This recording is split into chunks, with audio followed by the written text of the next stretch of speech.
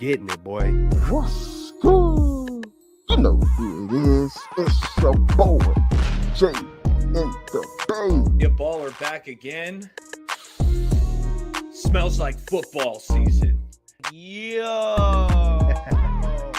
Whoa.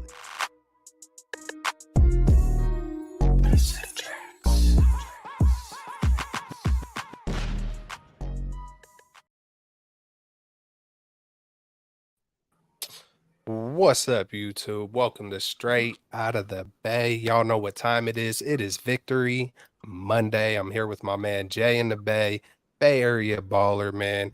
What's up, fellas? What's cracking? I'll start with you, Jay. What's good, man? What's good? Hey, man, it's a Victory Monday. What could be better? Niners get a victory. We end that losing streak and hanging out with the fellas tonight. What could be better, man? Excited to be What's up, here. E? What not only was it a victory Monday, but it was a dominant performance. I'm excited to get into some of the finer details and talk some ball with you, gentlemen. Absolutely, man. We bounced back in a major way, like majority of us thought we would. I'm not going to get into the details on that part unless it comes up in the show at some point. But man, we just want to say what's up to everybody in the chat. We see Tile Rob. We see, who is that? Joe Montana the Great. We got Joe Montana the Great up over here chilling. we got what's that? Buko? We got Buko Sports in the house. We got E-Kim. Man, we got Daniel up in the house. E-Kim, Don Dawson, John, Bang Bang Niner Gang. Let's get it. Let's go. What's up? Hello, Don. Man, hey, it's good. It's good to be back. I don't like bye weeks, man. It might be good for the team and it definitely served the 49ers well, but I am naturally an impatient person. And it was a good bye week, but at the same time, I just don't like it when it comes to my sports, man. I want the game. I want to play on Thursday, Monday, all the games. So it was good, but I get impatient. So it is what it is. We came back, we bounced back in a major way. But I want to start it off with something kind of on a lighter note. And I brought this up, man, because I've seen it. I think maybe the first time I ever seen it, but point game. What I mean by that, man, I don't know if y'all noticed, if y'all seen Purdy pointing. I think there was a good 2 times where he might have did it, and it was successful. Both times were touchdown passes when he was pointing, and I couldn't help but to think of point game. Like, where did it start? And it makes me think of also Jimmy Garoppolo, man. I've seen Jimmy this year, I think, point a few times, and it was he pointed in the worst ways. I just want to get your guys' take on point game because, I like to think that it originated with Babe Ruth, freaking just pointing like, man, about to hit a home run. I feel like there's certain players that should point, some players that probably shouldn't. I know it's just directing traffic, but when I seen Purdy pointing, good things happened. Whenever I've ever seen Garoppolo point, it's not that good, man. So I just wanted to get your guys' take on the point game. Is that something that you guys noticed or you guys pay attention to those kind of things? But because I instantly seen it, thought about it, and was just like, there's good pointing and there's bad pointing. Hey, Purdy points. Whenever Purdy points, whether he's doing like this with the ice in his veins, when he's doing that with Debo, something good just happened. When he points, he's redirecting traffic. He's freestyling. And one of those plays, the one to Ayuk, the first touchdown pass, if Kittle would have went to the corner, would have been wide open, and he went in the same direction as Ayuk. We were all, I'm sure everyone on their couch was like, "What did you do, Brock? What the hell are you throwing at?" Even Shanahan said that was his worst play he's ever saw from Brock. But you got to live with that. He's a gunslinger. You got to live with the good and the bad. And I like when Purdy points. Usually when he points, good things are about to happen. Exactly. Brock Purdy is a playmaker, and pointing, it reminds me of the playmaker ability in Madden. Because in Madden, you can redirect a player, and they call it playmaking, and the quarterback points. So that's what that reminded me of, and Jay's absolutely right. Purdy was pointing to Kittle saying, go to the corner, because there was open space there, and Kittle he didn't quite pick up on that. So maybe that's something that they can iron out, because Jimmy wasn't extending these plays. You know what I mean? They didn't have a lot of practice with, extending the plays the last few years. But Brock is so freaking quick, fellas. And I think part of it being, on the shorter side, that gives you like some cat-like quickness. Like a 6'5", 6'6" QB isn't going to be able to move as quick as Brock does. So that is a skill. And I absolutely saw him point on that touchdown pass to BA. That was the only one that jumps out to me. But this kid Brock, man, he's a playmaker. Hey, he pointed absolutely. Quickness is stronger than strength. Hey, I'm a littler dude in stature, you know what I'm saying? So I've always like picked up on stuff from Bruce Lee and just being quick. It's like, hey, I'm never gonna be, massively strong. So I got to utilize what I got and try to get as quick as I can. And I also said, I feel like that kind of plays into who Brock is, having uh shorter limbs, it allows him to have a little bit of that like Kyler Murray, just shiftiness, just being able to maneuver. But he did point out, I believe it was the juice check as well. So that was the main one. That was the main one when he pointed him out. And I think it was earlier in the season, Garoppolo, it might have been on Monday night or Sunday night. I know it was prime time, but he pointed and it was like a lob interception. And it it was embarrassing. I mean, I just got to keep it real. But hey, on to some more serious stuff. Changes, man. Changes. Hey, it takes skill to be real time to heal each other. Changes. There were a lot of changes in the bye, and that's the first thing that I wanted to pay attention to. As soon as we got on the field, where's the change? Where is Oliver? Oh, Oliver's not there. There's Ambry Thomas. Okay. Hey, I've never been one of those big guys who's been really against Ambry, regardless what I hear in practice, regardless of all that, because on the field, when Ambry is playing on the field, I mean, every corner is going to get diced up here and there, but I don't think he's been like this horrible dude on the field. I think sometimes narratives get a little overblown and created because he's getting burnt by Ayuk in practice. Like, I mean, Ayuk is gonna, he's gonna burn a lot of guys, you know what I'm saying? So I love that adjustment. Changes. Hey, I'll let you can start it off. That was one. I mean, I noticed quite a few, but I don't want to say them all. So what's up, E? What are the biggest changes you recognized coming out of the bye? It was definitely on the defensive side of the ball. How about the first defensive play, they went to the 5-man front.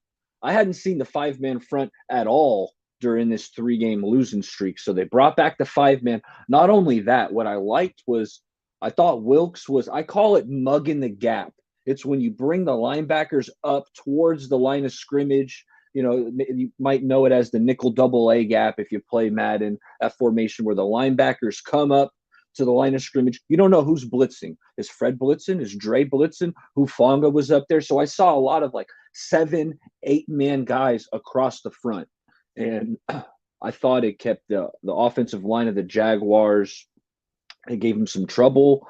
And Trevor Lawrence was seeing ghosts out there all game long. He looked uncomfortable. We're going to get into the details of the D-line there. But the 5-man front, mugging the gap. And then you mentioned it, Kelts, benching Isaiah Oliver. And how about mid-game? So let me backpedal. To start the game, it was in the base downs when they had 3 linebackers, 2 corners. It was Charvarius Ward and Diamador Lenore, even when there was only 2 corners. But when they went to nickel, then they brought on Ambry, shifted Diamador Lenore into the slot. Demo was getting cooked a little bit in this game, just a little bit. He was giving up some chunk plays. And one mid-game adjustment I saw is they had they took Diamador Lenore off the field in the base down. Ambry Thomas supplanted him in the 2 cornerback formation because Demo was giving up some plays. So that was another in-game adjustment. We'll see if that continues, and I think it will. Ambry Thomas might have leaped Demo in the cornerback depth chart. Interesting. Hey, that's something I noticed as well. The 5-man front. We hadn't done that all year. And of course, we have to talk about, the most maligned coach in the NFL right now. Clearly, that's Steve Wilks. I mean, the first 5 weeks of the season, he could do no wrong. Then the next 3 games, he forgot how to coach. You look at his resume, there's a reason why he's had so many different teams he's been employed by.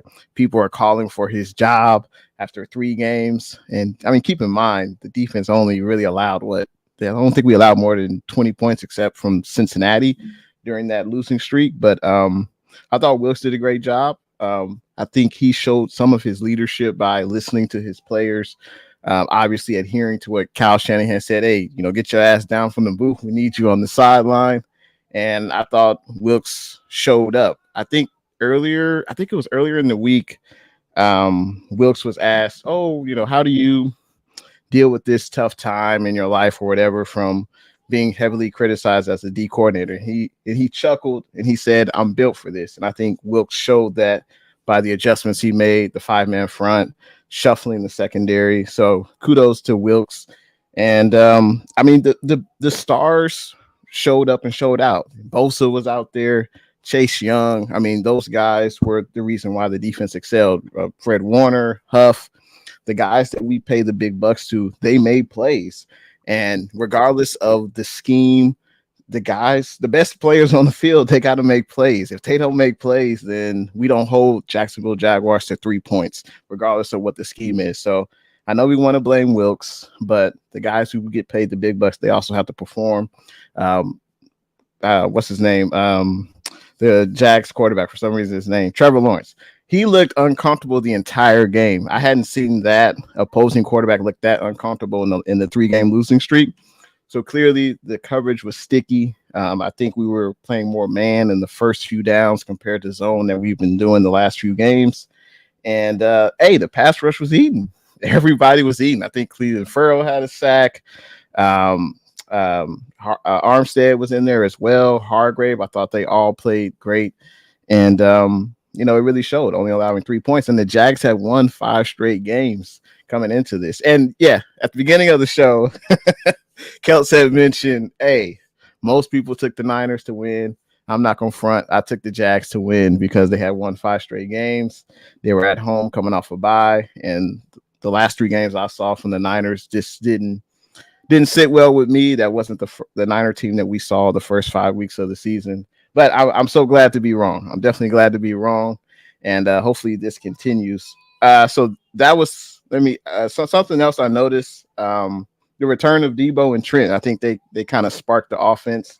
I thought when Moore was in there on the left side, taking place in front of Trent, thought he played well. But, I mean, you're not going to play as good as an all-pro Hall of Fame caliber player like Trent Williams. So I thought he gave a spark to the offense. Debo Samuel, the stats don't pop out, but it's another weapon for Brock Purdy to utilize. I think he had 3 carries, 29 yards, a touchdown, 4 catches, 30 yards. It's not eye-popping stats, but they came in crucial moments in the game. And hey, Jay, and while you're on Debo, that end around, oh my God, the blocking on that was just spectacular, right? Obviously, we saw Trent get out in front, him and Warner, but you had BA seal a guy off. Jawan Jennings cracked down on a defensive end and wiped him out of the play. So it was like plays like that. There's so many things that need to be in sync. Yeah. So I love it when they execute something like that because it was blocked perfectly. And I just love that end around. And you don't get those plays when Debo's not in the game. Unfortunately, Ray McLeod, hey, I think you're a good player, but you're just not Debo. He wouldn't be able to make that play if he was in there. So, the spark from Debo and Trent definitely was huge for this team in this game, for sure. Hey, to stick with Debo, like you said, like the stats don't just jump out, but like who else do we see on the 49ers? Like, I mean, as soon as the game starts, we're seeing Debo in motion, and Debo just changes the whole game. You can feel the vibe, you can feel the game. And just even the way he does his motions, I feel like he's the only one on our team who runs the motions. I don't know what they're called. Jet sweeps. Someone said a ghost motion or just whatever whatever the motions are called, like you know, regardless of the terminology, you can just see how he puts a certain rhythm and flow on the game for whatever it is that Kyle is trying to dice up, and the misdirection and the flow of everything. Like a few weeks back, I said, if one little thing is wrong, you can see the pressure hit Kyle. When everything is right, we're freaking big time ballers. And you know, I feel like that's what the 49ers are right now. You know, I got a topic, who are the 49ers coming up. But just to stick with the offense, everything was in sync, man. It reminded me of the game versus the Steelers where you just like kind of it just had that vibe. It just, you know, and I know we had a better offensive performance besides that, but Purdy was freaking magnificent and no turnovers. And it felt good to see play action immediately instead of just run, and trying to immediately establish that. They kind of sprinkled it in timely, and we're getting positive gains. But I like the getting Purdy out of the pocket, play actions, all those kind of things. It went very well for the whole team, man. You know, and I think it was the last time we did a show. I said, man, when you look at the stats, you know, when you look at the box score, you typically see Purdy throwing it to 4, you know, maybe 5 receivers. You know, it feels like he spread the ball out a little bit more, and good things happened, man. Everybody, it kept the defense off balance, and we were just eating, and but it shows back to Debo. It just shows the intangibles, like how true intangibles are without the stats. I mean, I don't think I've ever seen a player run away from somebody. You know, when you got Debo out there, you got McKivitz, you got the silverback, Trent Williams back running down 31, made a personal decision, a business decision, a life decision because he didn't want none of it. And I wouldn't have wanted none of it either. You know what I'm saying? And so Warner was out there. Uh, it was just a beautiful game all the way around. What is your guys' takes? And a good job on Kyle too. You know, dialing it all up. Unfortunately, CMC's you know, his thing, his streak ended, but hey, it's about the 49ers at the beginning, middle, and end of the day. He tied the record. Props to him. I mean, that thing hadn't been touched since what, the 60s or 70s by Lenny Moore on the Colts. So amazing company to be in. Yeah, man, we're back on track to the fullest. E, how you feeling about this? Oh, I mean, it starts with Brock Purdy. I thought Brock was spectacular. You know, he's just so calm in the pocket where he's going through his progressions. And Christian McCaffrey, that's his safety blanket. McCaffrey, I mean, he caught 6 balls for 47 yeah. yards. You could see, you know, Purdy go through his reads 1, 2. If it's not, boom, immediately to McCaffrey, who usually makes the first guy miss and is getting positive yards. You know, George Kittle, you know, had a nice seam route. You know, first drive he got a Purdy. He just feels like he sees everything. You know, like George Kittle's wide open on that first drive, but sometimes like you can miss those. You don't see everything, but no, Purdy spots him, sees Kittle. You know, Kittle's throwing his hands up. Boom, nice touch. Kittle can run after the catch. He hits a nice seam. You know, BA had some nice catches in that game over the middle on like post routes and digs. Brock's timing is just so spectacular. You know, he's accurate and he's decisive. And the decisiveness might be the most important thing because you can't sit there in the pocket patting that ball. So Brock was great. McCaffrey was also phenomenal. You know, running the rock, 16 carries, 95 yards. So he's averaging about 6 yards a carry. That's really freaking good. But it starts with that offensive line. I think this might have been one of the best games from the offensive line this year. And I got to shout out Feliciano. Speaking of changes, Feliciano inserted at left guard. I thought he played really freaking good. And, you know, Brendel held up. Brendel's a guy I've been watching because I feel like in the 3-game losing streak, he kind of got beat a couple times or pushed back on like key run plays. But I thought Brendel played well. Having Trent back is awesome. The offense was really good. I mean, Kyle Shanahan was in his bag, and the offense was clicking. Hey, you mentioned the offensive line, and that's where it starts and ends, I feel, for a team's success. And I think we saw that. We saw during the losing streak that you could argue that the Niners' offensive line was getting pushed around. You could argue that the the defensive line was getting pushed around during the losing streak as well. But during the game versus Jacksonville, they were able to open up holes for CMC. We even saw Elijah Mitchell get some carries in. So it was definitely good to see. I think Brock was only sacked twice. So, kudos to this offensive line. I mean, the Jags, they have a really good defense. I know it didn't show it, obviously, yesterday, but, I mean. I didn't hear Josh Allen's name called at all. At all. Not at all. But, fellas, I mean, this game, it was, 13-3 at halftime or 10-3 at halftime, something like that. So it was still a one-score game, super close. But I thought the Niners, they turned on the Jets at the third quarter. I thought the pass to Kittle, the 2-play touchdown, that kind of, obviously put us up. And then I think the Jags had that's the defense. We'll talk about that later. But the Niners continued to keep their foot on the pedal in the second half offensively, and they put the game away. Brock was exceptional. It's crazy. I know we only got 17 games, but it's crazy how one game you lose, the team's trash, fire everyone.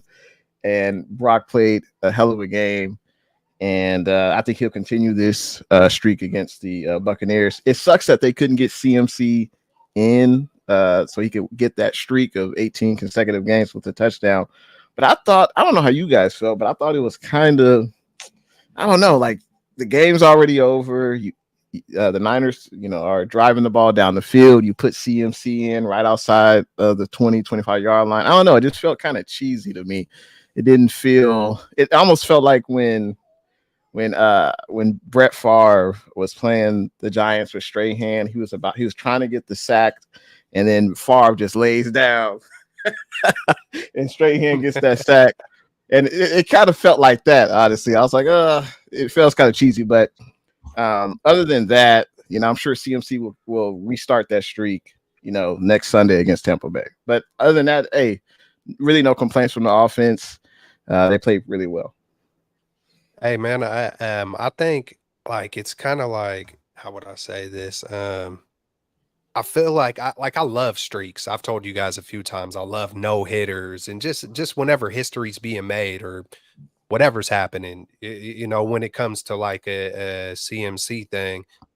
And I was kind of the opposite on the cheesy thing. I was like, finally, they're doing something like a fan would want, or like, you know what I'm saying? Typically you would, you never run up the score. Oh, you better not dunk on someone if you're up late in the game. You better not shoot it. You better have the gamesmanship, and not to just be disrespectful, but just there's so many unwritten rules, and you got to play things certain ways. So I had fun with it. I would have loved to have seen it in the flow of the game, like if that's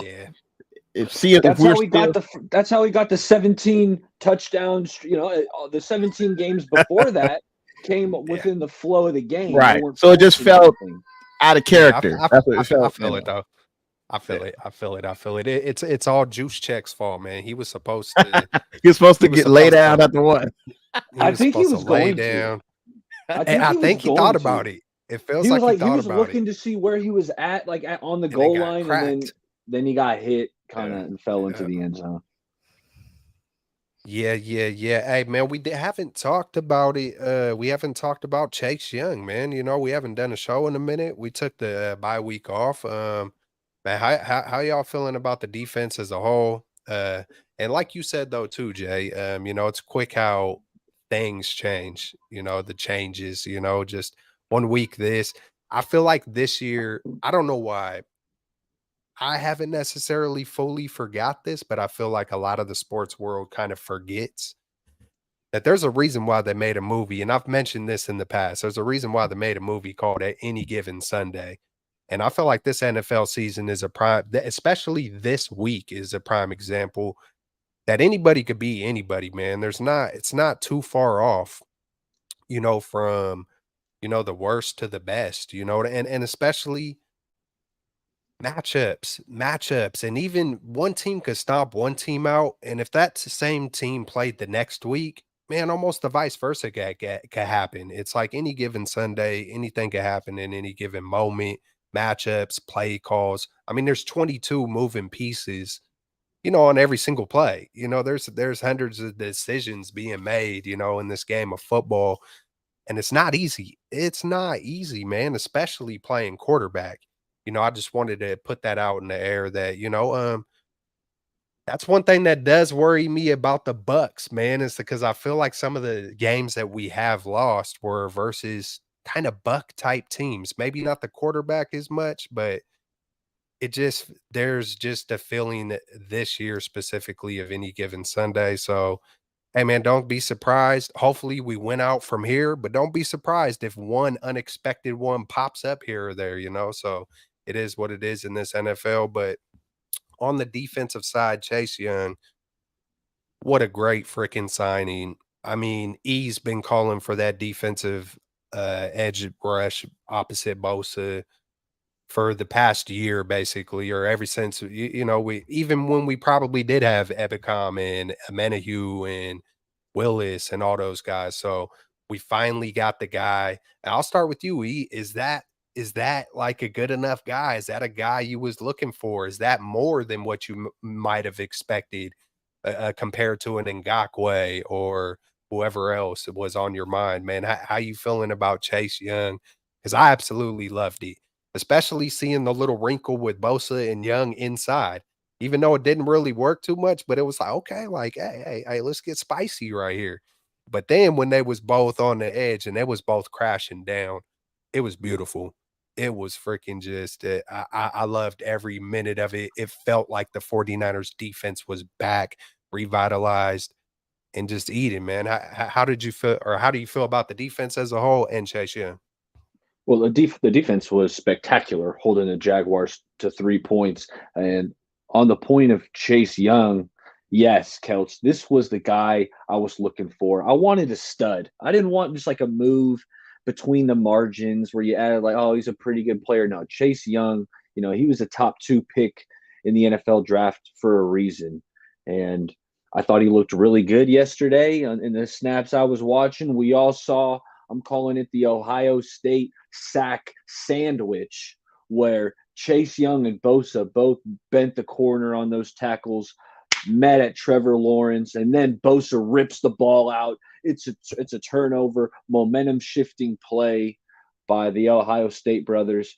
The footage is coming out on the sideline, talking it up. Like, those two clearly enjoy each other's company. And it's got me really excited, man. Best defensive line in the NFL.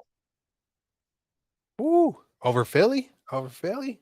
Yeah. Over Philly. Over Philly. I'm rolling with my guys. And while They're while getting we're a on little the old defense, over there, huh? They're getting a little well, old brought over in in, Philly. I do like Jalen Carter. I don't know how the hell he slipped to wherever the Philly was drafting, like 8 or 9. Jalen Carter should not have slipped that deep into the top 10. So Philly did get a good draft pick there. They got big Jordan Davis, who's just huge inside. They still got Fletcher Cox, and they still got a lot of talent on there. But I'm rolling with my guys, especially after what I just witnessed yesterday. I thought the 2 best players on the field, Nick Bosa, Javon Hargrave, they were the 2 best players on the field. They were dominating. Bosa, we've seen him. He's been giving quarterbacks a hard time, pushing offensive linemen back, but really not quite finishing. Well, he was finishing plays yesterday. He had a sack and a half. And I mean, Javon Hargrave was just absolutely phenomenal. Shoot. He kicked that left guard's butt. Walker Little's the left guard of the Jaguars, and Walker Little's having nightmares about Javon Hargrave because he just kicked his butt all game long. all game long. Hey, Bosa basically had an interception too, man. That's how Hufanga Yeah, got his pick, right? yeah, You know, yeah. And then Fred Warner's interception, it was Hargrave that was like hitting yeah, Lawrence while they threw. So it's the D lineman had some assists on the interceptions. And I'll finish it off with I got to talk about the linebacking core because Fred Warner, Dre Greenlaw, they were back in a big way, shutting stuff down. So that front seven, the D line, the linebackers, I mean, A+ game yesterday. man press. I think Jay was calling for that. It all works together. You come up on the line, a bump and run, man press, whatever you want to call it, man. You get the DBs in the wide receiver's face. That's probably why Trevor Lawrence was uncomfortable, man, because he couldn't get the ball out the way he wanted to. And then they started screening later on, but it all works together, man. And it was just a lovely freaking sight to see the defense just eating like that, you know. So what's up, Jay? How you feeling about Chase Young and the defense and anything we could have missed? No, absolutely. But first, I gotta say what's good to everyone that's in the chat. Sejan, John, we got David, Tony, David Villa, Eric, Camper Report, Sejan, Val, Blue True, Kim. Appreciate everyone that's in the chat right now. In regards to Chase Young, yeah, I like the move. He hasn't really met expectations when he was drafted by the Commanders. I think it was a top 5 pick. He might have been even top 2 pick, I think. And they declined his 5th-year option. So that's one of the reasons why they traded him. But we're getting a motivated player who wants to get that bag at the end of the season. So, I mean, he's already off to a pretty good start when he was with the Commanders. He's battled some injury issues, but for what we gave up for him, hey, I'm down for it. And, hey, maybe we could sign him at the end of the year. We'll see what happens. But I definitely like the move. We added depth to that defensive front. Drake Jackson, he was put on IR for a knee injury. So, definitely have to have a good rotation of D ends to keep that pass rush fresh for sure. So I like the move. Also, Chase Young makes those plays where he bats the ball at the line of scrimmage.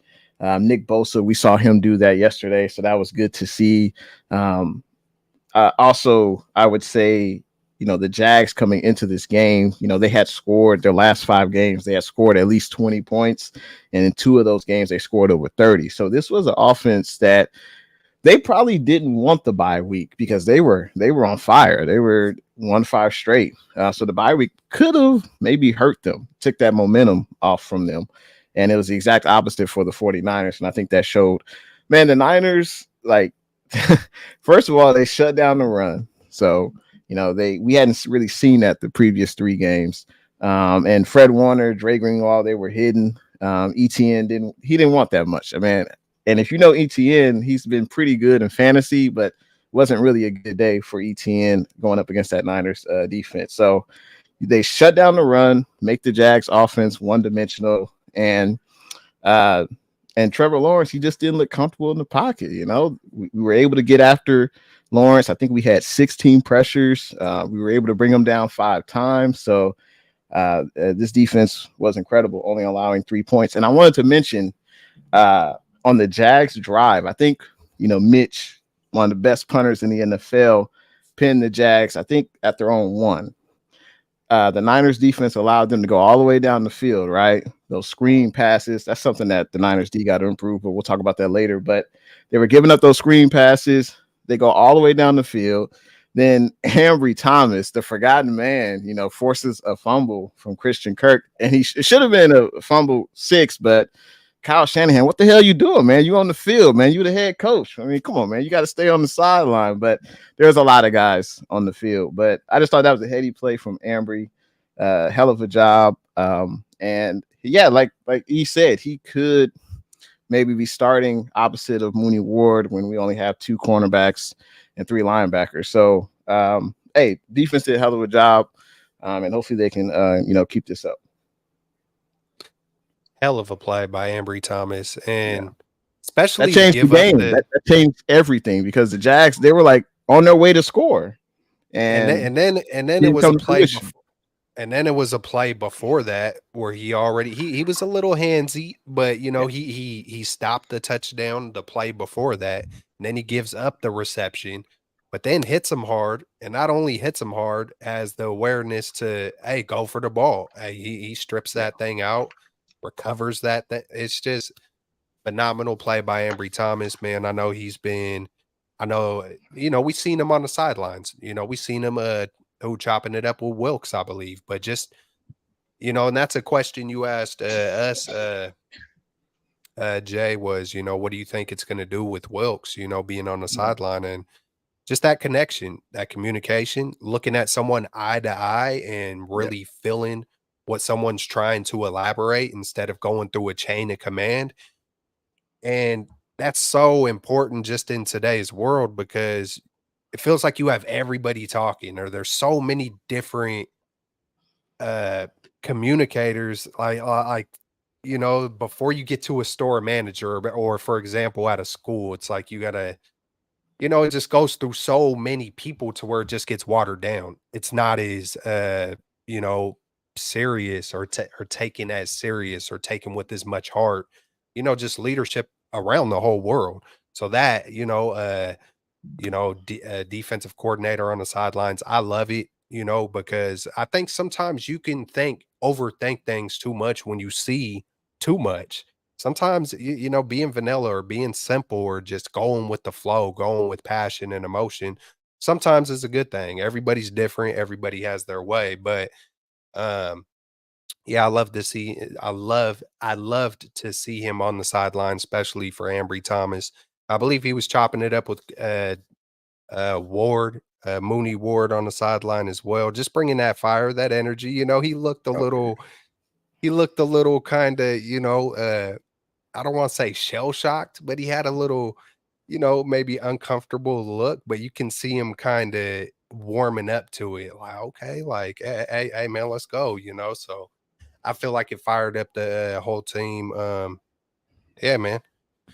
No, you're right. You're right, Kels. I think the players were used to Salah, we're used to D'Amico being on that sideline, showing a lot of energy, showing a lot of passion. And Wilkes, he doesn't really show that, but his presence alone, I think it stood out. And I think the players, they wanted him to be down there. I think in addition to Shanahan, you had to change something.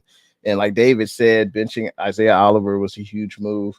I think we pretty much had seen enough, and it was time to give other guys opportunities. So, yeah, I think sideline Wilkes, I think we'll be seeing him for the rest of the season for sure. Oh, the rest of his career. No, so now, y'all. So what's going to happen now if the defense, doesn't do well, or something? Are we going to move him back to the booth, or do we gotta, maybe put a hat on him or something? No, I'm just kidding. It's a joke. I think as fans, we don't think about the other team gets paid as well. Just like we've mentioned before, Demo Lenore didn't have a great game. You're going to get beat in the NFL. You're going up against the top 1% in your craft. They're going to make some plays. So, like, Niner fans, don't expect the 49ers to only give up 3 points a game for the rest of the year. That's not going to happen. Guys are going to get beat, but it's all about going on to the next play. So I just think it's just going to happen on both sides of the ball. So I think what's more important is, hey, if this offense continues to score 30, I think we should be straight. I think. Hey, you know what? Before we talk about who are the 49ers, hey, let's bring up some negatives, because I seen some negatives. Even though we gave up 3 points, I mean, I still seen, I'm trying to really remember, but I seen quite a few missed tackles. I think I heard a couple people say they barely seen any. I was like, I seen Fred miss one. I know it's angles, and I know you can only do what you can do in certain situations, but I think I seen Greenlaw miss one, Fred miss one. I know a few other guys, because I know once I seen it more than like 3 times, I was like, hey, man, hey, I know it's 3. Basically, if we were to have lost, or the score would have been different, I feel like that would have been brought up. But because you hold them 3 points, so you don't want to complain about too much. But I seen some missed tackling. I mean, the screen game, that's going to happen. Like you were just saying, Jay, you're never going to play perfect. I will take some penalties. Hey, give me a couple of PIs versus touchdowns. because we got I think maybe a couple of PIs if I'm not right, but we didn't give up the TD though. You know what I'm saying? So you're gonna have to give in this league. Give a little bit, bend don't break. That's what we were all about all last year. And as long as Oliver's not giving up 2 TDs a game, we're good. I'll take a PI here or a missed tackle there, but I did notice that.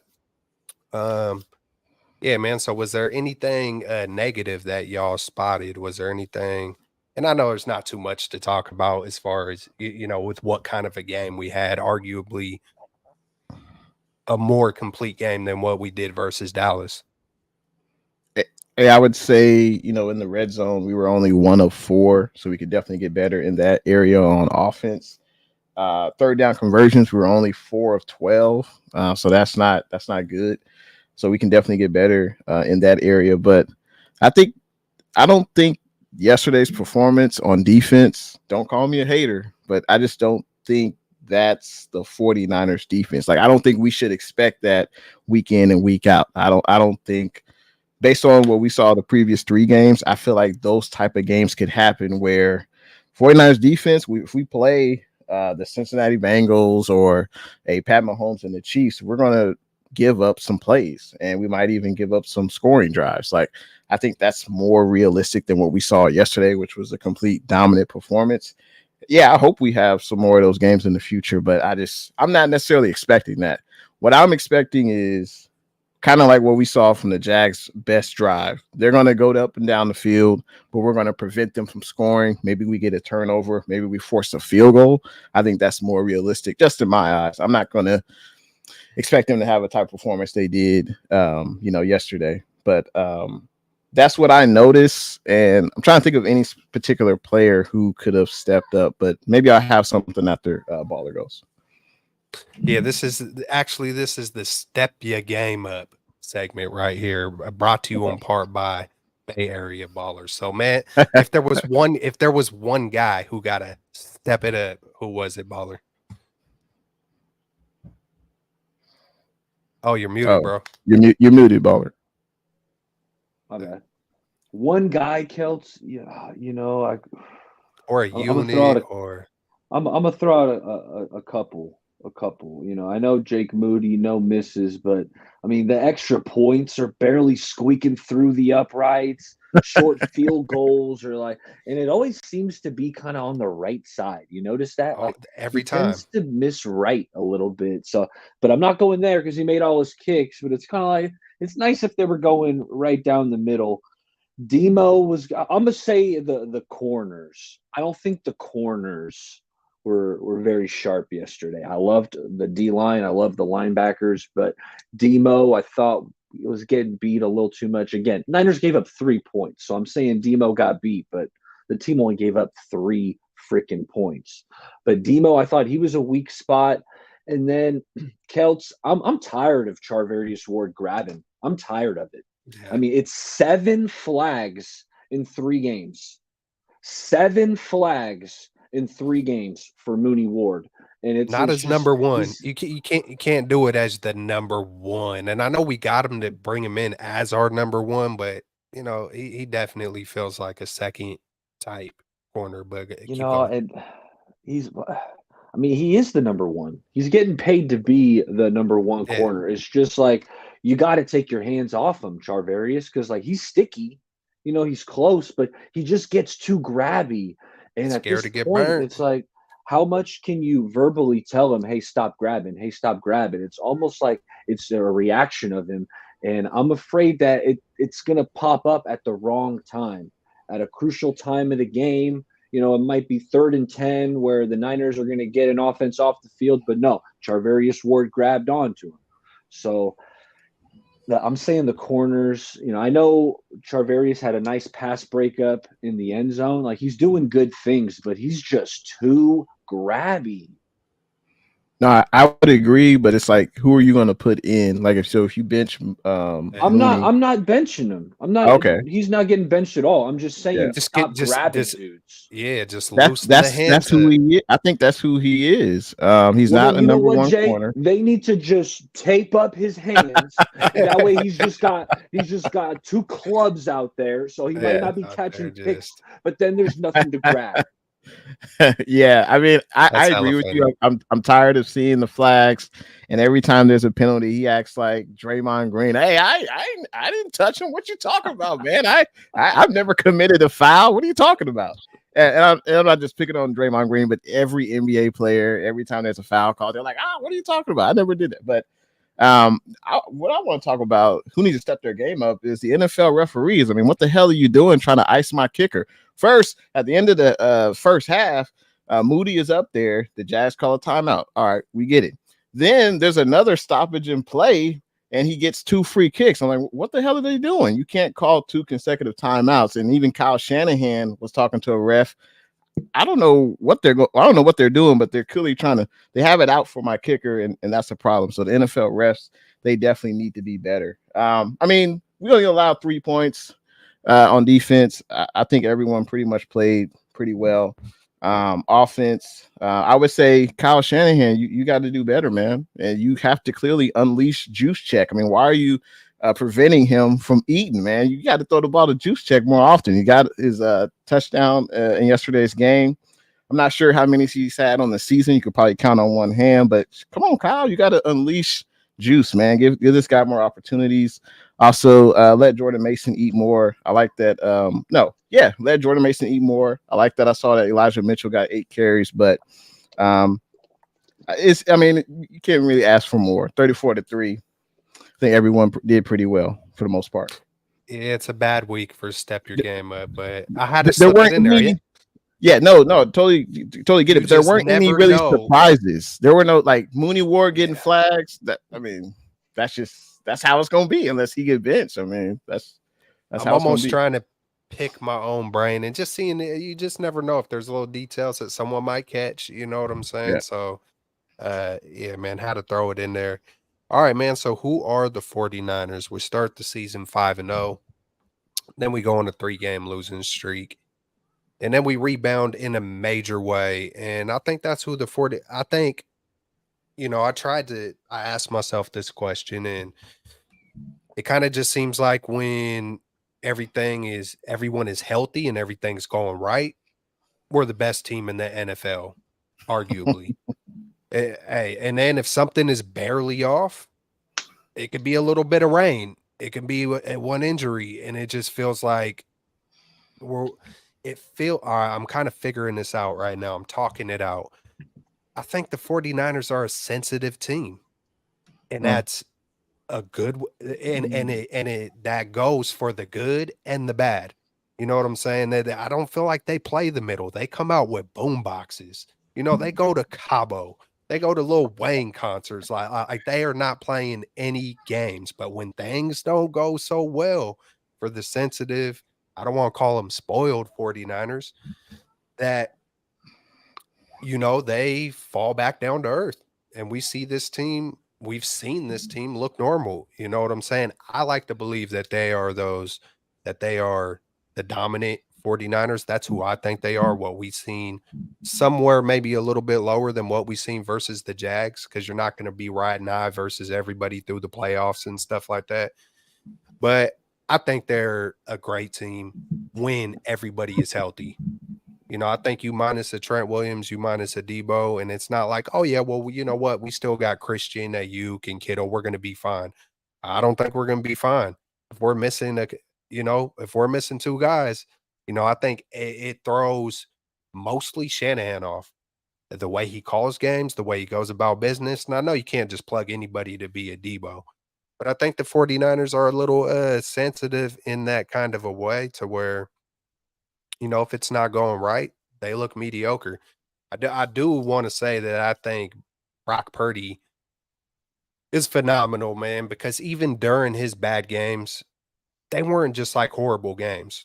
Like Baller has said No, quite a few times, he played no. 3 great quarters, and he made bad interceptions at bad times. That's what it is. There was one time where he took a sack versus the Jags where I think Debo was wide open, but he double pumped. It was more about what the defense was doing. It's not like he didn't see Debo, but I think we got to understand, not just you guys, but people in just anybody. Not only is, he trying to make his reads, you got to pay attention to the defense, the offense. I mean, quarterbacking is freaking hard. I've never done it on a real professional field, but I can only imagine, man, when you're watching 21 moving pieces, there's a lot for you to account for. And I say that because I was talking about throwing the ball away. When I seen him pump fake and then take the sack, I was like, yes. I don't know if I was the only one at home. Like, yes, that's what I'm talking about. I equaled that as a throwaway. When I seen him pump fake and then take the sack, I was like, that would have been an interception. He would have threw that shit into harm's way, and he had to eat it, and he did it. I was like, let's go. Like, I am all good with that. So to wrap it all up, I think the 49ers are one of the best teams in the NFL, and we got to stay healthy. It's almost like it's a repetitive thing from years in the past that, we just gotta, kind of cross our fingers for that health. We still haven't encountered like a catastrophic injury, but knock on wood, hopefully we stay lucky, stay healthy, and the 49ers are back. I'll say that's who the 49ers are. What up, Tile Rob? Yee. Who are the 49ers, Jay? I would say the 49ers, definitely one of the best teams in the NFL, especially when we're healthy. I don't know how you guys feel, but obviously we're really close to the situation. We're 49ers fans, 49er content creators. And, if you stay on Twitter a lot, you'll get a lot of the extremes. If we lose, everyone needs to be fired. If we win, we're going to the Super Bowl, we're winning. If Brock Purdy plays really good, he's the next Joe Montana, clearly. If Shanahan's doing a hell of a job, he is, one of the greatest coaches ever, great play caller. He's a genius. And there's only 17 games, so we really react to extremes, which is kind of annoying, but it is what it is. But I think we're definitely one of the best teams in the NFL. I'm looking forward to the next stretch of games we have. I think that'll let me know what this team is really about.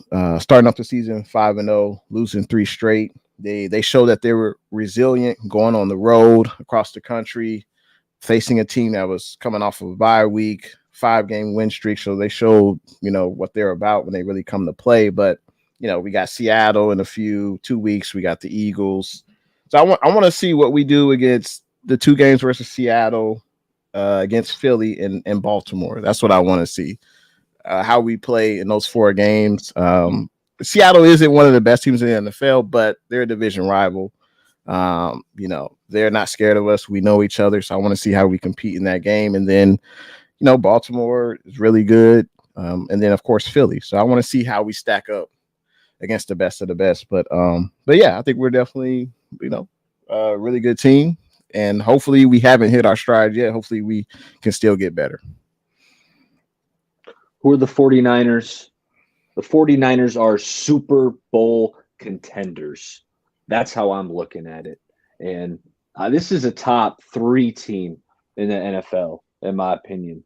And when they play their A game, nobody's beating them. When this team plays their A game, no one is going to beat them. That being said, Kelts, I get where you were going, calling the team sensitive. I have another word for it. I would say this team, they're front runners. When they get up on you, they're going to put you away. Yeah. That's better. I knew exactly what you meant, Kelts, but they're front runners. Yeah. And when they fall behind, maybe they start getting nervous, Kyle. Maybe that play sheet isn't looking as clear. Plays aren't jumping out him like they do when he's up. Yep. So this team, he's still mad about the play before. Yeah, Kyle, get over it, dude. It was a touchdown. It was a touchdown, man. I don't think. Let's go, man. That play is getting more negative pub than I thought. Like, yeah, I know, and I'm talking about the first touchdown pass to Brandon Yeah, Ayuk. I know it that was a shit. floater, like it was floating, but BA was there, Kittle was there. If I don't think that was going to end up an interception. Someone's going to knock that ball down or hit it away from the DB. I think at worst it would have been an incompletion. That being said, I'm not saying it was a good decision, but That could who have is this totally team? that could have totally changed the game. Barrier Baller. I mean, you talk about this team being a front running team. Imagine he throws an interception on the first drive, and and then Jags take the ball down and score, and they're up on us. I mean, to me, Listen, those that don't sound like a turnovers. Super Bowl team. To me. All right, let me Those chime turnovers in. have spiraled us a few times too, Let right? me chime in real Fumbled quick. down. Yeah, what's up? All right, so let's say he plays it safe and we get the 3. Let's say it's not an interception. Let's say we even get the 3. Let's say he plays it safe again, like maybe Kyle would want when he pump faked and then did a half a throw that went freaking 35 yards for a 66 to Kittle. Let's say if he didn't take those risky type things, then we're playing Jimmy Garoppolo style football. Then it's 23, then it's 23-21, and we might lose by a point. So it's like, I love it, man. I'm with Baller, like, as far as like, I think the throwing, because I get it. I know the angles. I know that's at the highest percent for a ball to get intercepted when you're throwing across. But if you really slow it down and look at it, man, that man put zip on it. And I know there was a little push by Ayuk that eventually got it, but man, playmakers make plays. In this NFL, it's any given Sunday. You got to go out and ball, man. You got to live with the interceptions, but playing the field goal game, playing the, pointing and lobbing it up and 5-yard interception, Hail Marys like Garoppolo, but you might get close, but you ain't ever gonna win. I'd rather see my QB freaking taking the shot. You already know how I get down when it comes to that. Hey, no lukewarm. You got to take it, man. It's like, because I don't want Kyle to get too much into his head, because if he's a baller, he's a baller. He's going to make mistakes, but he's going to make plays. Now, you don't want him to never make an across the field throw ever again. What if I think you got to kind of find a balance there, coach and quarterback, and not just immediately look at it like it's some massive negative and you better not. It reminded me, Baller and Jay, and I brought this analogy up quite a few times, of Steph Curry and Steve Kerr. When Steph is zigzagging between 5 defenders, steps back versus the Clippers way back in the day, and it chucks up a 3, and Kerr is like, dude, what are you doing? You're about to get, yes. And in the press conference, I think it was Lowell Cone asked him, like, Steve Kerr, like, I can't remember the exact dialogue, but my point is Kerr recognized he needs to back off. Like, and what I mean by that, like, he recognized, like, in that moment, man, if I don't let Curry do his damn thing, like if he could have, in that moment, it could have wiped away a whole dynasty. If he chewed him out, don't ever take that shot again, that could have prevented the whole entire NBA from being changed. You know what I'm saying? It takes faith, it takes trust, and I hope Kyle doesn't revert back into controlling Kyle, and let your, hey, you don't want him to make mistakes. You want to coach him, you want to teach him, but you got to find that balance. Phenomenal. He put spin on it. Purdy knew what he was doing. It's not like there was a linebacker. It just, like, he knew what he was doing on that, and he put it only where you could get it. Put spin on it. Hey, did y'all notice if Purdy had more velocity on balls? Because I thought there was a couple of passes where I was like, oh, hey, man, that looked a little bit hotter than Purdy's normal, anticipating, kind of not floaters, but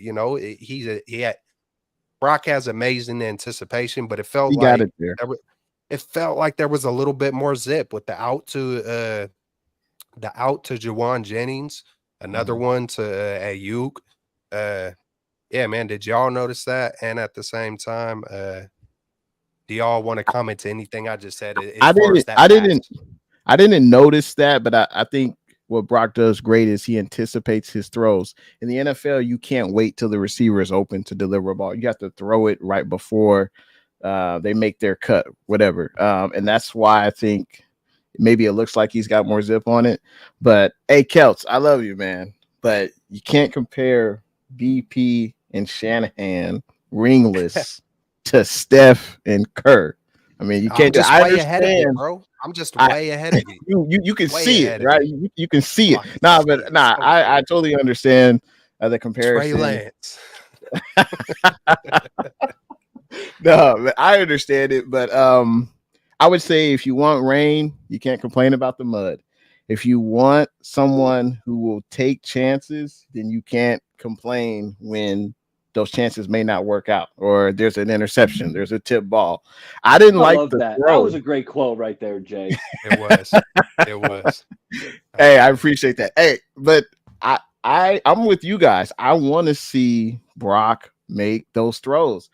Not necessarily across his body, but it worked out. I mean, it definitely worked out. And I want to see my quarterback be aggressive. I want to see him put points on the board. I don't want to see Moody coming out here for 5 field goals. You know, I don't want to see that. So I just think we have to allow our guys to make plays. And if it don't work out, it didn't work out. But at least he's trying to make a play. And I like Brock's decision making. Usually it's pretty good. And it definitely worked out yesterday. But yeah, that's all I got. Brock trusts his guys. You know, he trusts these guys. He thinks BA is going to make a play on it. He thinks Kittle is going to win this one-on-one down the sideline, and the blitz is coming at him. He's under duress. He's going to lay it out there, and he's going to put it in a position where more often than not, his guy is going to come down with the ball, or it's going to be incomplete.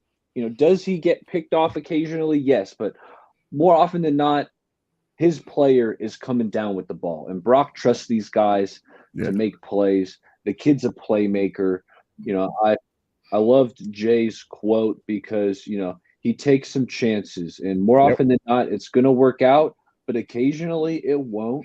And I mean, that goes for all the good quarterbacks, man. No one's out there throwing 50 touchdowns, 0 interceptions. Yeah, just ask Josh Allen. Hey, but he's a hell of a quarterback. He takes some chances, and you're just gonna have to live and die with it. Like, that's just how it is. Just like, hey, Kerr, he didn't like when Steph threw that up, but he trusts Steph.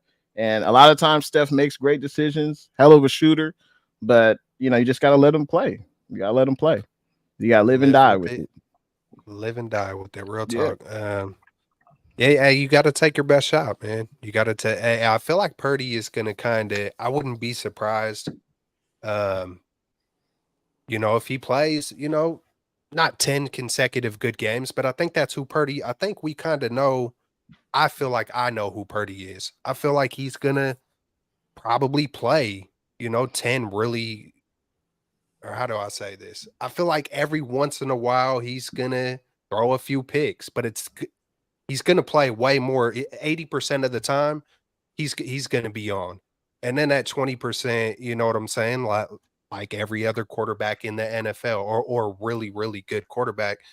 I think Brock, man, is just better and better and better, man. Especially to see the bounce back. Sometimes you see him catch fire and freaking go through some stuff and kind of never recover. There's been quite a few quarterbacks who have caught fire, went through a skid, and never bounced back.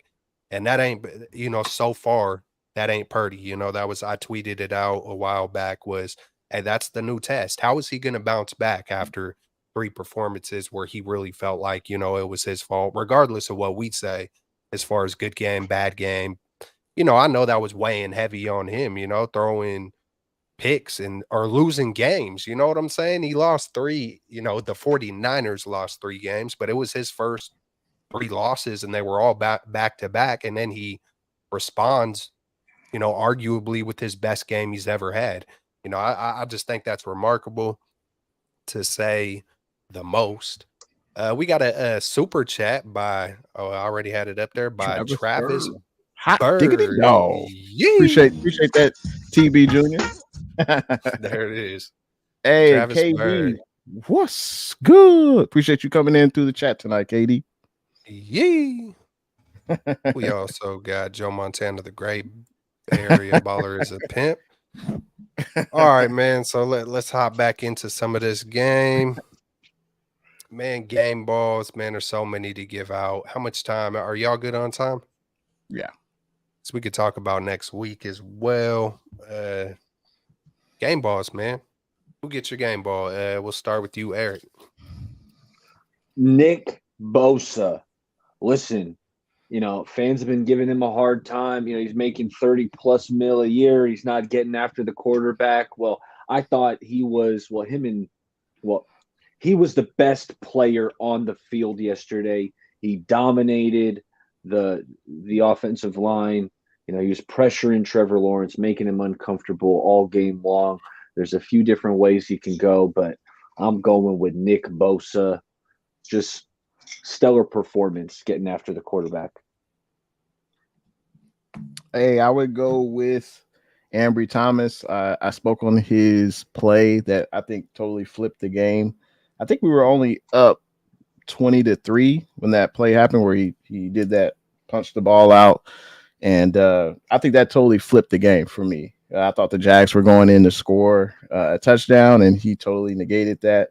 And especially we were getting gashed with those screen passes. That's definitely something we got to work on better defending. But I'm going to give it to Ambry. Also a guy who, that was his first game basically starting. I think it was definitely his most snaps played, and I thought he played pretty well. I'm not expecting Ambry to be a shutdown corner. I'm basically expecting him to, don't give up the big play. Don't commit a lot of penalties. And with this pass rush that, Barry Baller just alluded to, not only Bosa, but the rest of the guys on the front, you should be just fine as a corner on this defense. So I'm going to give it to Ambry for showing up and showing out when, he was playing special teams for majority of the game. So kudos to him, and I'm looking forward to seeing what else he can do. Man, so many game balls could be given out, but I want to give it to Chase Young, man. I want to give it to the other Ohio State brother because I think there's a lot of times where you see a new player come to a team and just it takes them a few weeks. And I know the bye week was huge. That was perfect timing to get him integrated. It couldn't have lined up any perfect with just the deadline, the bye week, just all of it. So it lined up just right. Got him time to get situated. But there's a lot of times you see a new player come to a team and they don't do so. It takes them a minute to get into a rhythm, find their place. Kind of, just life. Moving, all that kind of stuff. So Chase Young, he was out there immediately. He immediately contributed and did more than just contribute, but he was there, man. He was there. He was doing big things, man. He was out there with Debo and Trent Williams in the front, just to watch it all unfold. He was out there with the boombox, vibing, and he fits right in. It's perfect, especially being friends with Bosa. That might be bigger than most people think. Y'all heard me talk about Dwight Clark and Joe Montana a few times.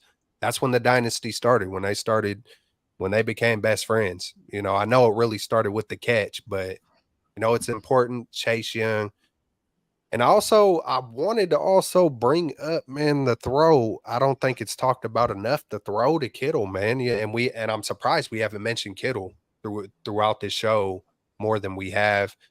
I know it's only 3 catches, but 116 freaking yards, a touchdown. But just that throw by Purdy. I'm gonna tell y'all what I thought, and y'all know I get extreme with stuff, but I can't remember the last time I've seen that deep of a pass that was like a half throw. Like, because he did the pump fake. Everybody's all up in his grill. Yep. And I don't know if y'all seen it clearly, but it was like he had to stop. He couldn't follow through.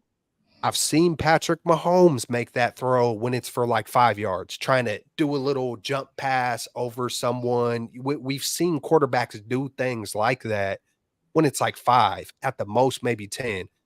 I've been watching football for a long freaking time, since, basically 30 years, and I can't remember ever seeing a half throw that's a dot on the money freaking 30 yards downfield, you know, or shoot, basically 40 yards, you know. I mean, I know they counted at the line of scrimmage. Technically, it's 28. If who cares? You know, all that mumbo jumbo, but I just thought it was phenomenal. I don't think it got enough credit with how much people was all up in his grill. And Yeah. little old Purdy, little old stature Purdy was able to do a half throw bomb on a dot. Kittle takes it all the way. I thought it was phenomenal. I was like, shoot, he pulled a Mahomes, but deep. You know what I'm saying? I don't know if I'm overreacting. No, that was incredible. That was a hell of a play. That's what you get in Brock Purdy. That's part of the moxie you get. That's part of the playmaking ability that you get that Eric alluded to earlier. Like, he's willing to make that play. Like, not every quarterback's willing to throw and not be able to follow through. Some quarterbacks would have just took the sack. Maybe they would have rolled out. But like we said earlier, you know, Purdy trusts his guys to make plays. So he just like he threw it up to Ayuk, he threw it up to Kittle, and Kittle beat his man. Yeah, he pushed off. Every receiver does it in the NFL. And Kittle made a play, and you know, that changed the game right there. That was right after halftime. 2 plays, touchdown, like that. You know, that was a huge gut punch to the Jaguars for sure. You're not underrating that play, Kelch.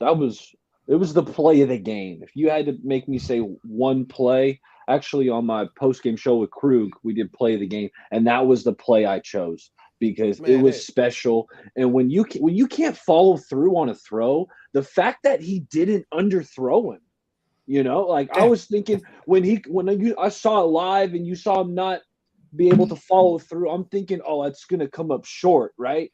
No, you know, he put enough zip on that ball, kind of threw it inside too to kind of bend Kittle back a little bit over the middle, away from the defender. Like, it was a spectacular throw. He had no pocket. All 5 offensive linemen kind of got pushed back a few steps, so he was condensed in there. It was an absolutely awesome play, Coach. And because he looked at the first read, and when I watched it in slow motion, I was like, oh man, that was one of those close ones where with how much he wanted to go to Ayuk. I'm surprised the ball didn't come out. You know, it wasn't a natural pump fake. It's he wanted to go to his first read, but that's how much of awareness he got. Oh, I'm going to my first hold up. No, I ain't.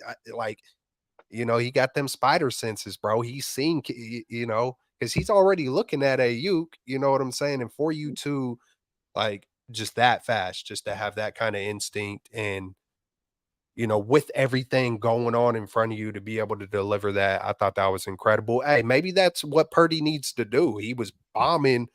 He was overthrowing the deep passes versus the Rams. You know, maybe he just needs to do all his deep passes, you know, just a little, you know, just stop midway through and it's going to be perfect because, hey, I don't think any noodle arm quarterback could do a half throw dot like that. So, and that's something you can't practice. You know, like you're not practicing like that ain't gonna happen again. The fact that he did it and he made it happen, but it might though, Kelts. Its situation could crop up again with Purdy. I was with someone like Purdy, and now I just thought of another thing. I just thought about the hit that he took too. You know, that was one thing I kind of didn't like. Sometimes, it's like you got to live with it and die with it. It's like, you know, that's what you're gonna get with the baller and the gunslinger mentality, because sometimes I do want him to get down a little bit more and not try too hard when it comes to like getting hurt. You know what, with the pass to you can end zone, like that's not what I'm talking about trying too hard. Just you know, getting hurt, getting your bell rung, you know what I'm saying? Kittle should have got put. Hey, did he really push off that much, or was that more just like hand fighting? It was both. They were both hand fighting. They were both going back and forth. It happens on every single play that a route is run. You know, if you watch Ayuk when Ayuk put, I mean that was actual little shove, but I didn't notice Kittle actually. Didn't Ayuk get called for PI? Ayuk, I think he got called for it. Yeah, at some point. Yeah, I think so. You just can't make it too obvious, you know. Basically, Michael Jordan on who was that? Russell. Oh yeah. Yeah. That was a full shove. Yeah, full shove. but they're not going to call that against MJ. They're not going to call that against Jordan. Get up out of here. He gave him the straight to the door. That was like, yeah. All right, man. So next week, I think we about wrapped up everything we could talk about when it comes to the Jags, 49ers, way to bounce back 49ers. Disappointing for the Jags, man. If I were to just like, I've seen the Jags a few times this year and they seem like, it's kind of tough, man. They're young, nobody's truly established. So, just bad timing versus a hungry, healthy, well-rested game plan 49ers. And that's what happens in the NFL when you run into some real ones. So, hey, the Jags are a good team. I'm sure they'll, through the years, continue to get better, but it was not their day, especially at home. Hey, and how about the faithful, man? How about the faithful? We always rock it out everywhere we go. And then another thing, hey, even Kyle Shanahan throwing his hat off, man. I thought that was pretty dope for Shanahan to do that. It's like, hey, man, give him the hat, give him the gloves, the socks. I mean, look, man, the faithful just rolled out here, 20,000 deep? Like, hey, show some love, real talk. So it was love all the way around, Shanahan's throwing hats. Faithful is rocking deep. We do not play around. We are worldwide. And man, we got the Bucks coming up. I was going to do over and under, but I haven't thought of no good ones, but maybe I'll just do it. But man, I hope this might be the first game Bosa has had versus Baker Mayfield since, he did the flag plant. And that was one of my favorite things I ever seen on a football field was that whoosh, whoosh. You could feel the electricity hit the freaking ground. And I hope he has something for Baker. Here's an over or under. All right, versus the Tampa Bay Bucks, man. 5 sacks. We just got 5 sacks versus the Jags, right? Over under 5 sacks versus the Tampa Bay Bucks. I'm not too sure about their offensive line. I know they got Wirfs, right? Yeah. I know they got Wirfs. But I'm not sure collectively how they are on the O-line. But I feel like we could get better. I feel like we can eat even more, fellas. And I'm going to just be super optimistic. I'm going to say more. I'm going to say Bosa and Young are about to wreak havoc. And the other guys. I wouldn't doubt it if Armstead gets opened up. But over under 5 sacks versus the Bucks, baller. I think that's a good line, Kels. I think that's a good line because I do think they're going to give Baker a hard time. I'm gonna take the under, but I think it's gonna be close. I just think 5 is kind of a lofty number. I know we got it yesterday, but I'm gonna say they get 3 or 4. So I'm gonna take the under there. And am I just answering that, or am I diving deeper into this Bucks? Yeah, matchup? the whole thing, man, the whole thing. Okay, yeah. Because looking at this Bucks team, one thing I think the Niners will do is shut down the run. I'm not impressed with Rachaad White as a runner. He's a good pass catching back, but I don't think he's very decisive. I don't think he has very good vision. I'm expecting this Niners team to hold the Bucks to like at least less than like 3.5 yards a carry. I'm thinking the Niners shut down the run. That should make things kind of one-dimensional. So Niners should be able to get after the quarterback. You do have to monitor, a couple of big weapons they got. Mike Evans, he's one of the best jump ball receivers. Baker has been throwing him some deep shots, giving him a chance to win downfield. Chris Godwin's pretty good in the intermediate. I think it might be a relatively lower scoring game. Like, I don't know if the Niners are going to get to the 30 this week. But I don't think the Bucks are going to score too many points. I think the Niners are going to hold them to, around 17 points or so. Yeah, I'll take the under and in sacks. I think we get right under 5. As E mentioned, this Buccaneers run game isn't very good. They're second worst in the NFL. I think they only average about 78 yards per game. So the 49ers should be able to shut down that run game. But yeah, Mike Evans is a beast. I could definitely see some PIs being called, whoever is lined up against him. So that could be a problem. But I'm more interested in seeing the 49ers mindset.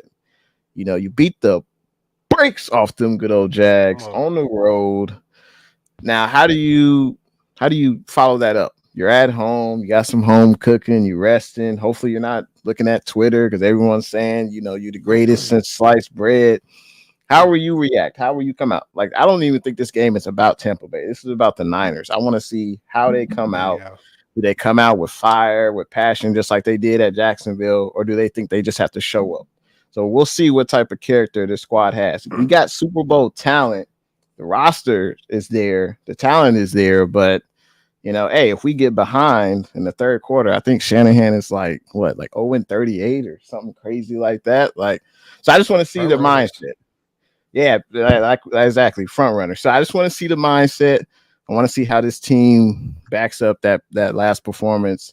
No doubt we should win, but you know it's not going to be easy. We're not going to just be able to show up and think we're going to beat the Bucs. So great point, Jay. Because look at what happened the last time we beat the brakes off of the Cowboys. You know that's. I feel like those were our two most complete games, Cowboys and the Jags. And we backed that up with, you know, thinking we was just going to walk all over PJ Walker. And we, you know, I know it was a tight game. I know that there were so many different things, but it went from the best of the best to the worst of the worst that quick. And so that's a great point, Jay, that even if an injury does come, like you know, already be prepared for that. You're the coach. You got to know what you're gonna do and what you want to go to. If a CMC or a Debo go down, I know it sucks to throw that in the air, but me saying, hey, if CMC gets injured, that's not going to make CMC get injured. Or if Debo gets injured, that's not going to, you know, I don't really believe in that. Like, kind of like, I feel like I know words matter, but I just feel like as the coach, he should have like already a package for Ray to run those same motions to where he can still run those same plays. You know what I'm saying? It doesn't mean that, okay, I know he isn't Debo. He can't do what Debo does, but you can still stick to your guns. You don't got to curl and fold and okay, well now I have to do it. Like you know, I hope. If I could chime in, I think they were running Ray on a lot of these motions, but the thing is, Kelch, I don't think the defense respects it the same. You know, when Debo goes in motion, you got linebackers taking a few steps over to kind of account for that. But it's like Ray's going in motion. It's like, you know what? I'm gonna lock in on McCaffrey instead. I feel it. I feel it. I think they were trying to do it. It's just it doesn't hit the same. Yeah. Regardless, like I feel you though, E. But you know, like Jay said, hey man, you come out on fire. Hey, Fred Warner in the locker room, you know, they basically admitted it. Hey man, we were looking too far ahead. What he said something along the lines, hey, we learned our lesson. What did he say? We learned our lesson. We know we got to take it one game at a time. So if you're saying you learned your lesson, that means that y'all was overlooking opponents. You know, those are y'all thought y'all won the Super Bowl against the Cowboys. Yeah. Those are basic fundamentals. I mean, even we talk about it, like, you know, fans, and I know when you're playing and you're practicing, maybe you're not, you know, maybe not thinking so much like a fan would. Hey, this is a trap game. Don't fall asleep. Hey, be on your you want to you cannot let go of the basics. You cannot, if you let go of the basics, the foundation is gone. Foundation is gone. And in a league where it's any given Sunday in a game of inches, it's the 49ers versus the 49ers. You know, they just got to keep doing what they did, you know, just do what they did versus the Jags, do what they did versus the Cowboys. And you don't got to dominate. You're not going to do that every time, but come with that intensity, come with that energy, be locked in, play together, minimize the penalties, and we're going to be all right. Man, I don't see anything too much from, it's almost, what are they, 5-5, the Bucs? Are they 5-4 or? or something like it's almost surprising to me that they're doing as good as they're doing because I've seen the Bucks a couple times. I've seen them versus the Eagles. Can't remember who else I've seen them versus, but it's kind of underwhelming. But that's what kind of scares me, lightweight, is because PJ Walker didn't seem like he was anything either. You know what I'm saying? So it's kind of, I hope the 49ers just come out and just hit them in the mouth early and, don't give them no life. Don't give them no hope and play sound football, win it in the trenches. But if they are good, they got to be good somewhere if they're a 500 ball club. I know 500 isn't, the best, but, they're winning games. So we can't take it easy with them. They're 4-5 on the season, the Bucks. 4-5. Yeah, but they're second in the division in the NFC South, man. That's one of the wackest divisions in the NFL. So, but you never know. Yep. Yeah, they got some talent on that defense. I'm a big Vita Vea guy. He's the big nose tackle. They spent a first-round pick on Kalia Cansey, who's like a smaller D tackle. He's not Aaron Donald, but kind of in that smaller D tackle mode. He's been making a lot of plays. So they got good defensive tackles. And then their linebacker core, outside of these Niner guys, Fred and Dre, I consider the best linebacker tandem in the NFL. But Devin White, Levante David, it's a really good linebacker tandem as well.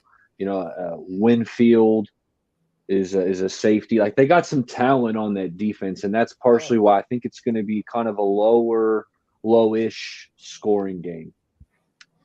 Good point as well, because that's kind of the same. It feels like that's the same core guys that helped win the Super Bowl, right? That shut Pat Mahomes down, right? Am I same coach too? Todd Bowles is still there. Todd Bowles. I'm thinking he can be pretty creative in terms of sending pressure. Yeah, absolutely. Yeah, it's going to be a battle. I'm feeling the low, maybe not low scoring, but hey, it would not surprise me to see a 24-17 game for sure. You just took my prediction, Kelch. That was my prediction. 24-17.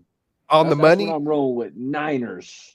Hey, see, bro, because you spoke it, and I seen the vision of how you was taught. I just seen them running, maybe runs getting. I just kind of seen it unfold. Hey, so we're on point, man. You got a prediction, Jay? Yeah, I'll go Niners 27-19. 19. Is there a quarterback number 19? Oh, Johnny U. So was that Johnny U? Or was he 16? I don't know. Either 16 or 19. Johnny Unitas. Has there ever been a great number 19 Bay Area baller? You're on the spot. Debo. Hey, he got a TD pass. Hey, his rating's probably pretty damn good for. Yeah, I gotta look that up later. Anyways, man.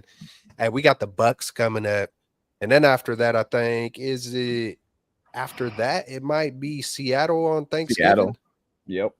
Thanksgiving. So then we're going to have 10 days before we face the Eagles, I believe. So we got a little bit on Thanksgiving. Hey, look, I'm allowed to look ahead. 49ers, you go one day at a time. You just one play at a time. I'm allowed to look ahead. We're going to have extra days of rest versus the Eagles. I've already been looking at the days.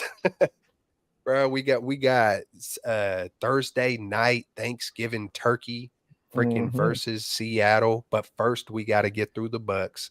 I get it. I know I'm a fan. I'm allowed to press fast forward. I can't freaking wait. But I think the Eagles play, I might be wrong, but they might play a Monday night and then versus us. I could be wrong, but I do know they got that a tough stretch of games. Oh, yeah, they got the Bills, the Chiefs, and then us, I believe. I think it's Bills, Chiefs, then us, and then Seattle. But then the back end of their schedule gets pretty easy, though.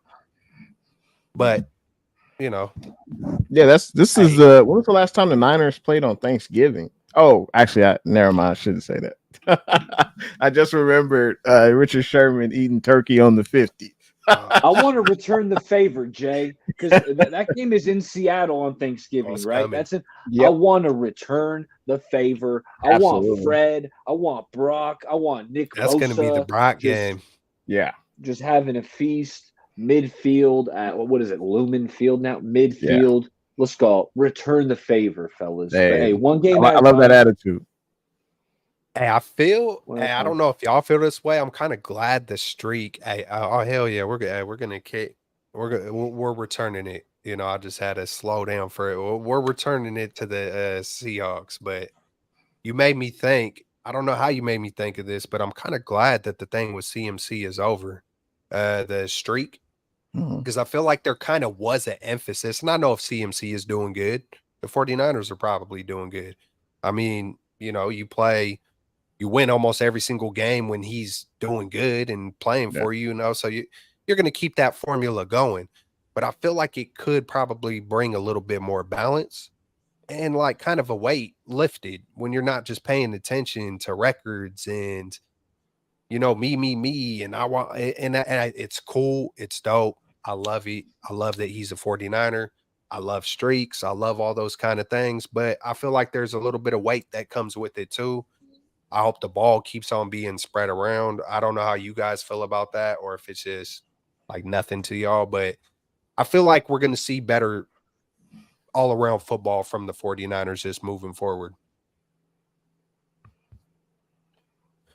So with all that being said, man, I think anything else across the league, anything else y'all want to talk about, or we're going to be heading up out of here?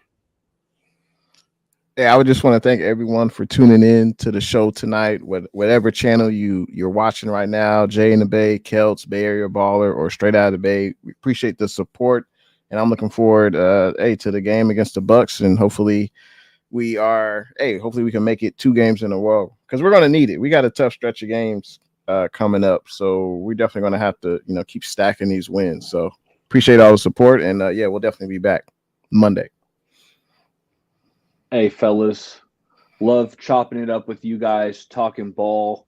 I got to finish setting up this terrarium. You know, I haven't had a pet in many years, but my daughter talked us into getting a pet. She's been wanting a pet for years. So I ordered a leopard gecko that's coming in tomorrow. So, I got the terrarium's looking good, but there's a few little things I got to do, make sure the temperature's right because hey man, I'm going to have a gecko in the house here pretty soon. That's dope. I'm excited about it. Love talking ball with you guys, and we'll be back here next week. Hey, that's Absolutely. What's up, man. That's what's up, man. Hey, I grew up, man. I used to catch blue bellies, man. I used to keep them all. I started buying them, all kind of different house geckos, only for a couple year run. I went through my phases of stuff, but got my mom an iguana, and then the iguana got kind of mean or something. I was like, man, I had enough of lizards, man. I went on a few year run. I had like 19 blue bellies, bro. I was out there like Steve Irwin catching them, but yeah. Hey, bro. Hey, you got to get the crickets. Yeah, what do you got to do? You got to get the crickets, keep them warm and stuff. Yep. But the worms, now I'm just the crickets. Yeah. Hey, that's dope, man. Keep the kids happy. We got all our animals we got is for the kids. 2 dogs, a cat. I call it a guinea hamster, but it's a freaking, what is it? A guinea pig. I always call it a damn hamster though, bro. It's like every time, man. So it's like my daughter, it's like both kids that are at the house, man, they have 2 pets apiece. You got to keep them in 2s, and it's dope. It's cool. Hey, we got a new subscriber over here, probably for Baller. Who's that? Village Wolf. What's up, Village Wolf? Good stuff for coming through. We see Mark Graves, Jim Everett. What's he say? Celts was dancing away in Breezy's video. Celts was dancing. Hey, if I seen it, I probably would have, man. I've been out the loop on a lot of stuff though, man, but we see all y'all in the chat. Much love to all y'all. Hey, we're going to be here every Wednesday or every Monday, excuse me. Hey, look at the link in the description. Look at the links in the description. All of our channels are on there. We're streaming from like 4 different channels right now. Myself, Baller below me, Jay in the Bay right next to me. Hit up everybody, subscribe, like, show love.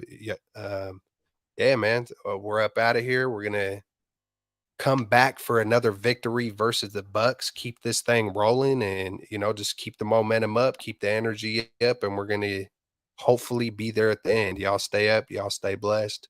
Yay.